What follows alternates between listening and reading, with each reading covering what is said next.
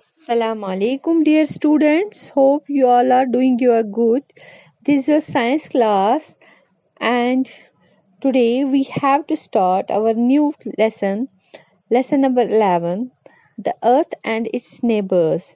It's on page number 102. तो आप सब बच्चे अपनी साइंस बुक्स खोलो, हम आज का अपना नया लेसन शुरू करते हैं।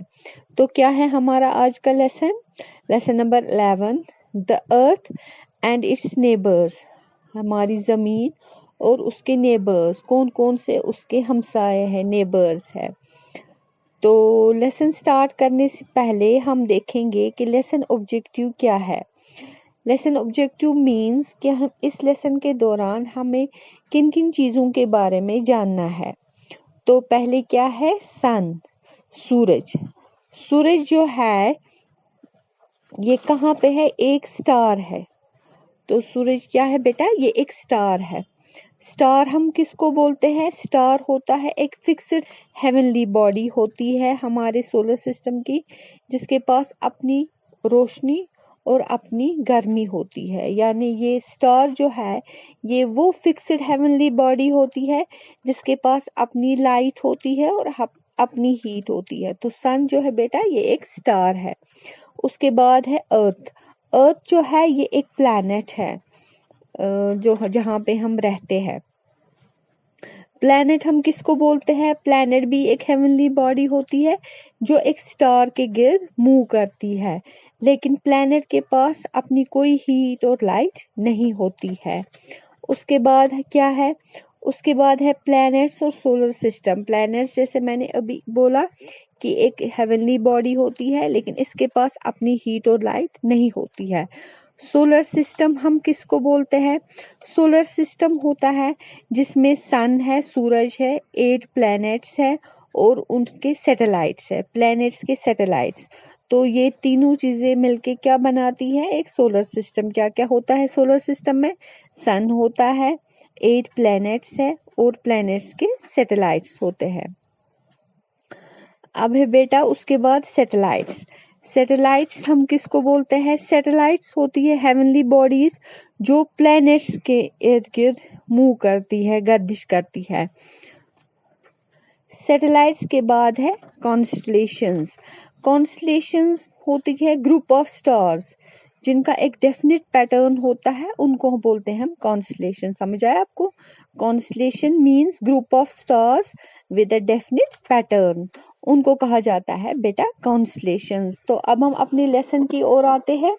तो लेसन क्या है? Lesson is the earth is one of the 8 planets. Earth जो है ये 8 प्लैनेट्स में एक प्लैनेट है जो सन के गिर्द गर्दिश करते हैं, लेकिन ये दूसरे प्लैनेट से डिफरेंट है। ये अर्थ हमारा प्लैनेट जो है, हमारी ज़मीन जो है, ये दूसरे प्लैनेट से डिफरेंट है। क्यों डिफरेंट है? क्योंकि यहाँ पे लाइफ है, यहाँ पे एटमॉस्फेयर है जिसकी वजह से यहाँ पे लाइफ है। इसके अलावा यहाँ पे बहुत सारी हेवनली नेबर्स हैं हमारे अर्थ के जिनके बारे में हमें जानना है। तो पहले हम पढ़ेंगे सन। तो सन मैंने अभी आपको बोला ये एक हेवनली बॉडी है, ये एक स्टार है जिसके पास अपनी हीट एंड लाइट है। सन जो है ये सोलर सिस्टम के सेंटर पे है, यानी सोलर सिस्टम का मरकज जो है वो हमारा सूरज यानी सन है। समझ आया आपको?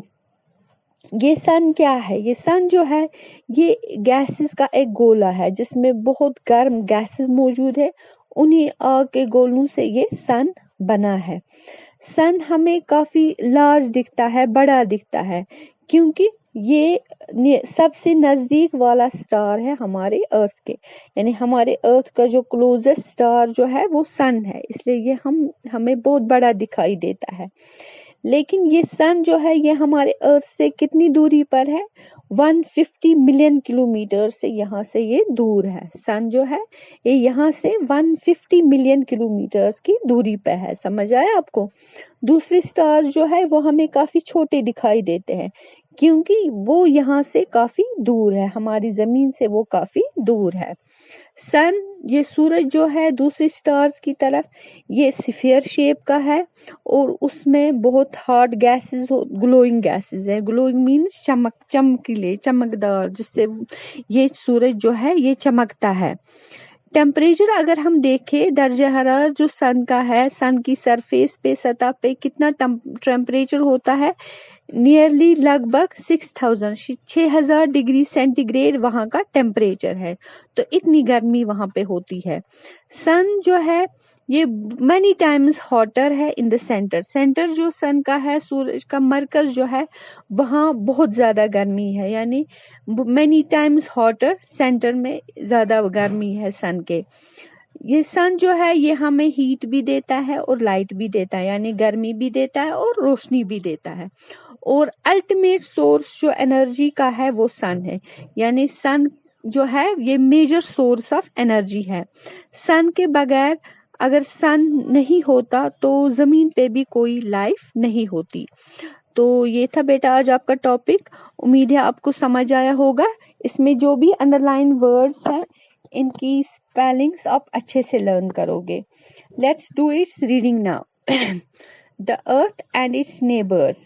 The Earth is one of the 8 planets orbiting the Sun, but it is different from other planets because it has life. It has many heavenly neighbors. Let's know about them.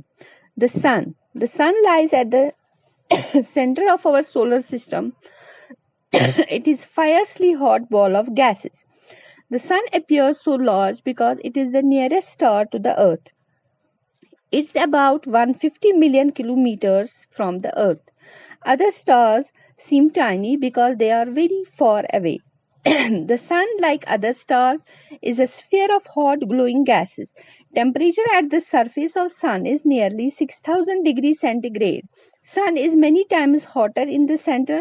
It provides both heat and light. It is the ultimate source of energy. Without Sun, there would be no life on the Earth. This is all for today. Okay, Allah Hafiz.